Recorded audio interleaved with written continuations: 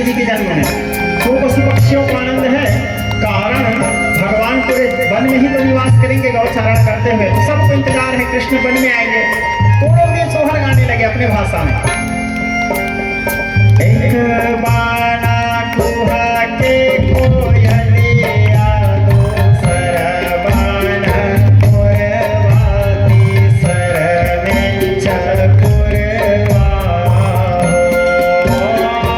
एक बाना कुहा के कोयलिया दूसर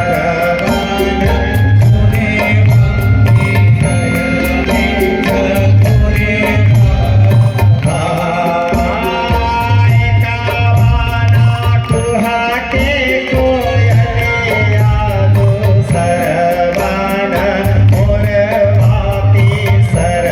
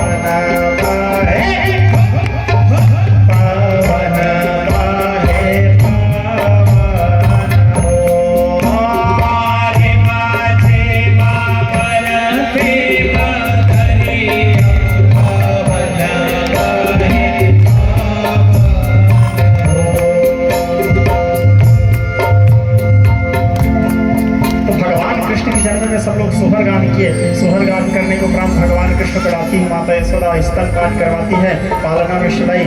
तब यहाँ समय व्यतीत हुआ। अब यहाँ कंस का हो रहा दिन दिन चित्त उदास। उधर कंस का तो रोज दिमाग खराब होते जा रहा है। क्यों? क्योंकि वो आदि शक्ति आकाशवाणी में बोल के गई थी तेरे को मारने वाला गोकुल में है। अब कंस सोचता था इतने बड़े गोकुल, वहाँ कोई 2-4 घर तो नहीं है, इतने बड़े गोकुल में इतने सारे बच्चे हैं, मैं जानूंगा कैसे कि देवकी के 8वां संतान कौन सा वाला बच्चा है। जानूंगा तब तो मारूंगा। पूरे गोकुल के सब बच्चों को तो नहीं मार सकता, मेरे ऊपर विद्रोह हो जाएगा जनमानस में, जनता में। कंस बड़े चिंता में थे। उसी समय बकासुर की एक बहन थी जिसका नाम था बकी। बकी आई, राक्षसी थी, वो बहुत बड़े राक्षसी थी। तो बकी आकर के कंस को दुखी देखती है, कहती है मुखम किम परिशिष्यति राजा, हे महाराज आपके मुख मलिनता का कारण क्या है, आपकी उदासीनता का कारण क्या है। कंस कहता है बहन बकी, देवकी के 8वां संतान गोकुल में है, पर मैं नहीं जानता वो कौन है, वही मेरा काल है। बोलते हैं आप क्यों चिंता करते हैं महाराज, आपकी बहन है ना, मैं देख लूंगी। इस प्रकार कह के बकी बड़ी सुंदर रूप धारण की, बड़े सुंदर स्वरूप रूप धारण की, जो देखे मोहित हो जाए। और कुछ खिलौना रख ली और सारंग पकड़ी। सारंग की आवाज क्या है, बच्चों के ध्यान को केंद्रित करता है, आकर्षित करता है। सारंग बजाते हुए वह बकी पहुंची कहाँ, गोकुल। उसका नाम पूतना नहीं है, कई लोग उसको पूतना बोल देते हैं, उसका नाम है बकी। भागवत जी के श्लोक में उसको बकी कहा गया है। भागवत जी के श्लोक में क्या बोला गया है, अहो पूतना स्तन कालकूटम, नहीं लिखे हैं वेद व्यास जी। बकी बकासुर की बहन आगे चल करके जब पुत्रों को मारती है एक एक करके, पूता ने सब पूतना, तब उसका नाम पूतना पड़ा। उसका नाम बाद में पूतना पड़ा, पहले उसका नाम था बकी। पूतना कहने का तात्पर्य क्या है, जिसके आकृति बहुत सुंदर हो लेकिन जिसकी कृति खराब हो, वही पूतना है। ठीक है, जो दिखने में तो बड़ा सुंदर हो लेकिन जिसके आचरण खराब है, तो सुंदरता को चाटोगे, क्या करोगे सुंदरता को? उसका चरित्र ही सही नहीं है, उसका रूप केवल यदि सुंदर है, उसका आचरण सही नहीं है, उसका स्वभाव सही नहीं है, उसके जीवन शैली सही नहीं है, उसके शब्द शैली सही नहीं है, उसके आचार विचार शुद्ध नहीं है, तो केवल सुंदरता किस काम का? वो तो वही वाला बात है, सुंदर के ही पेक वचन सुधा सम असन ही मानस। सुंदर के ही पेक, जैसे मोर, आप लोग देखना दिखने में कितना सुंदर दिखता है मोर। मोर जब आवाज निकालता है तो सुनना मंत्रमुग्ध हो जाओगे, इतने सुंदर मीठा आवाज रहता है मोर का। लेकिन खाती क्या है, काला नाग को ग्रहण करता है मोर, सर्प भक्षण करता है, जहरीला जहरीला नाग। दिखने में सुंदर है, आवाज भी मीठा है, खा तो जहरीला सांप को रहा है, तो उसके खुद के अंदर कितना जहर होगा, इससे सावधान। ठीक है, यो अश्रेयस्थ आपकी इच्छा है। तो पूतना जो जिसका आकृति बड़ा सुंदर है लेकिन जिसका कृति खराब है, ठीक है, पूतना जाके क्या की बड़े सुंदर उदाहरण करके, वो भी तो नहीं जानती है देवकी का 8वां संतान कौन है। गोकुल में जितने बच्चे थे सबको उठा उठा करके स्तनपान कराने लगी, अपने स्तन में अपने कुछ में विष रखी थी। जो बच्चे स्तन में मुख डालते थे मर जाते थे। भगवान कृष्ण महापाल्य में सोए सोए विचार किए, बोले ओहो ये सब तो आगे चल के मेरे साथ खेलेंगे, यही सबको पूतना मार रही है तो मेरे तो कोई बाल सखा ही नहीं रहेंगे। भगवान कृष्ण के जो अवतार है योगेश्वर अवतार है, बाकी अन्य अवतारों के अपेक्षा इस अवतार में भगवान से कृष्ण प्रभु ने योग माया का भरपूर प्रयोग किया है। भगवान से कृष्ण प्रभु योग माया से कहे, योग माया एक काम करो, पूतना को सीधा यहाँ लेके आओ। योग माया पूतना के मति को भ्रमित की, सीधा गोकुल बाबा नंद के द्वार में लाया। पूतना को ये लग रहा है मैं जा रही हूँ, पूतना जा नहीं रही है, उसको लाया जा रहा है। कालो नहीं आता वैमेव आता, काल स्वयं नहीं आता, हम स्वयं काल के पास जाते हैं। ठीक है, पूतना आई, आने के बाद माता यशोदा को आवाज देती है, बोले यशोदा हमने सुना है तूने क्या सुंदर लाला जायो है, हम तेरी बुआ के, मौसी के, ननंद के बेटी हैं, तुमने हमें बुलाया तक नहीं अपने बच्चे के जन्मोत्सव में। अब माता यशोदा कभी बाप जन्म में बुआ के, मौसी के, ननंद के बेटी को देखे रहे तब तो हैं, विचार की, बोले हाँ बहन माफ करना, हमको जानकारी नहीं था, बुलाया बिठाया उसको जलपान करवाए। अब घर में कोई बच्चे देखने आते हैं तो उसके गोद में बच्चे को देते हैं, तो गोद में भगवान को दिए, तो भगवान को देकर थोड़ी देर बातचीत करके माता यशोदा अंदर गृह कार्य में चले गई। और गृह कार्य में जाने का पूतना दिख तो बड़ी सुंदर रही थी, पूतना भगवान कृष्ण को देख देख के मुस्कुराने लगी गोद में। भगवान कृष्ण भी पूतना को देख देख के मुस्कुराने लगे, दोनों एक दूसरे को देख के मुस्कुराने लगे, लेकिन दोनों के मुस्कुराने का अर्थ अलग अलग है। पूतना क्यों मुस्कुरा रही थी, वो भगवान कृष्ण को मुस्कुराते देख के इसलिए मुस्कुरा रही थी, थोड़े देर और हंस ले बेटा, फिर तो तेरे को मैं जहर पिला के मारने वाली हूँ, इसलिए मुस्कुरा रही थी पूतना। भगवान क्यों मुस्कुरा रहे थे, वो पूतना को मुस्कुराते देख के मुस्कुरा रहे थे। तू भी थोड़े देर और मुस्कुरा ले पूतना, फिर तो मैं भी तेरे को निपटाने वाला हूँ। ठीक है, दोनों परस्पर। और उसके बाद थोड़े देर बाद पूतना अपने स्तन को खोल के अपने कुछ को भगवान के मुख में डाली, और भगवान पूतना के स्तन कहा, पूतना के सीधा प्राण पान करने लगे, स्तन को पान करी, प्राण को पान किया, पूतना सुपूतना पुकारत पूतना। पूतना व्याकुल हो गई, और व्याकुल होने के बाद अपने नकली रूप को छोड़ी असली राक्षसी वाले रूप धारण करके भगवान कृष्ण को लेके आकाश मार्ग में उड़ी चली। भगवान ने उसको उड़ाया, जैसे ड्राइवर गाड़ी की स्टीयरिंग घुमाता है वैसे भगवान उसके कंधे को पकड़े टेटुआ को और घुमाते घुमाते कृष्ण जी विचार किए यदि पूतना को मैं ऊपर में ही मार दिया तो पूतना गिरेगी तो नीचे, और इतना बड़ा शरीर था पूतना का, इतना बड़ा शरीर था, यदि वो नीचे गिर जाती तो आधा गोकुल दब के मर जाता। तो भगवान उसको उड़ाते उड़ाते यमुना के पुलीन में लेके गए, यमुना नदी के तट में निर्जन स्थान में उसको गिरा करके पूतना के उद्धार के महर्षि वेद व्यास जी पूतना उद्धार में बड़े सुंदर श्लोक लिखते हैं।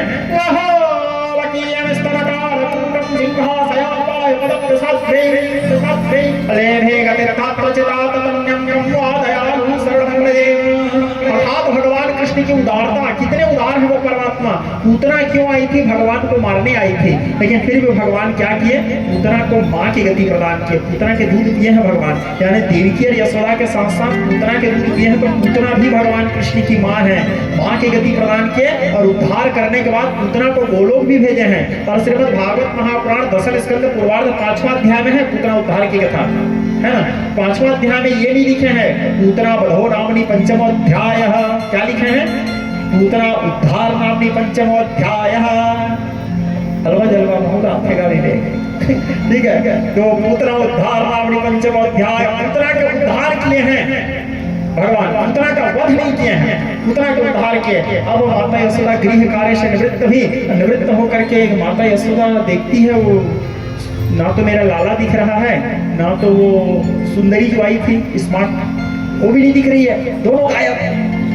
माता यशोदा रोने लगी, बात पूरा गोकुल में फैल गया था। कोई सुंदरी आई थी, कान्हा को लेके भाग गई। अब सब लोग रोने लगे, बिलखने लगे, विलाप करने लगे। और विलाप करने के बाद एक ग्वाला गाय चराने वाला उधर से आया, बताया कि यमुना के पुलीन में बहुत बड़ी राक्षसी है, उसके हृदय में भगवान कृष्ण मचल रहे हैं। सब लोग आए, आने के बाद इतना बड़ा था उसका शरीर, 2-3 सीढ़ी को जोड़े और जोड़ने के बाद ऊपर चढ़े और ऊपर चढ़ के भगवान कृष्ण को उतारे, गौमूत्र से स्नान करवाए, बाल रक्षा कवच के पाठ किए और बाल रक्षा कवच के पाठ करने के उपरांत भगवान से कृष्ण प्रभु को स्तनपान करवा के पुनः पालना में सुलाए। पालना में सुलाने के उपरांत इसी बीच में बसंत महोत्सव आया। बसंत महोत्सव में भगवान से कृष्ण प्रभु को सुंदर माता यशोदा श्रृंगार करती है। बसंत महोत्सव में सुंदर माता यशोदा कृष्ण को श्रृंगार की, बलराम जी को श्रृंगार की। बलराम जी को नीले रंग के वस्त्र पहनाई, क्योंकि बलराम जी को नीलांबर कहा गया है। बलराम जी को नीले रंग के वस्त्र और भगवान से कृष्ण प्रभु को नीले रंग के वस्त्र पहनाई, पट पीतांबर, मोर मुकुट लगाई और सुंदर सब लोग बसंत ऋतु मनाने लगे। नाचत गावत गोकुल गाँव बसंत महोत्सव आयो, माँ यशोदा ने नंद लला को सुंदर वेश बनायो। बसंती रंग गए सब नर नारी, कन्हैया झूले पालना झूलावे महतारी, झूलावे महतारी, झूलावे महतारी, झूलावे महतारी, झूलावे महतारी, कन्हैया झूले पालना झूलावे महतारी। सुंदर भगवान को झूला झूलाने लगी। उसके बाद गाड़ी बैल, तो खैर गाड़ी बैल दिखता नहीं है, गाड़ी बैल पहले जमाने में था, अभी भी कुछ गांव में है। तो गाड़ी बैल उसको सकट कहते हैं। उसके नीचे भगवान को सुलाई। इस समय कल से एक और असुर को भेजा जिसका नाम था सप्तासुर, ठीक है। और सप्तासुर आकर भगवान कृष्ण को गाड़ी बैल में दबा के मारने की कोशिश किया। भगवान को कहा दबाएगा जी, मारे एक लात भगवान। केवलम बहुत राजनम सनाबलाबलिनम चापरे संप्रावरास्त्रजंगमायो येन ब्रह्मादयो वंशप्रणीता, जिसके बल के सामने सारे संसार का बल फीका, एक लात मारे वो सकट के साथ ऊपर। उसके बाद कल से एक और असुर को भेजा, उसका नाम था तृणावर्त। वो चक्रवात के रूप में आया, गोल गोल गोल गोल, जिसको हम लोग बचपना में देखते थे ऐसे गोल गोल हवा से भूत भूत बोलते थे। तो वो तृणावर्त आया, भगवान को लेकर उड़ चला। भगवान को लेकर उड़ा तो भगवान फिर अपने भार को बढ़ाए। जैसे भगवान अपने भार को बढ़ाया, सिद्धगिरि समम से आतक जलम सिंधु पात्रे सोतर वर्षा काले कने पत्र मरग लगते हत्वा सारदा सर्वकालम तदपि तमगुणानि संपारम नयाते। भगवान जैसे अपने भार को बढ़ाए, योन अनंतस्य प्राणनंतान वक्रम सतु बालक तीन ढंग से होगा करेक्ट कथिंच काले ने नेवा कृष्ण की धावना, उसके भार को संभाल नहीं पाए। तृणावर्त नीचे दबे, गोविंदाय नमः। इस प्रकार बसंत महोत्सव समाप्त हुआ। उसके बाद अब भगवान श्री कृष्ण प्रभु को माता यशोदा पुनः घर ले गई और घर में पालना में सुलाती है और सुंदर गृह कार्य में लगी हुई थी। अब इधर नारद जी पहुंचे कैलाश। कैलाश पहुंचने के बाद कैलाश में भोले बाबा बैठे थे मस्त अपने ध्यान की अवस्था में, अपने स्वभाव में, अपने स्वरूप में। सुंदर जटाकरापम पावक युत भार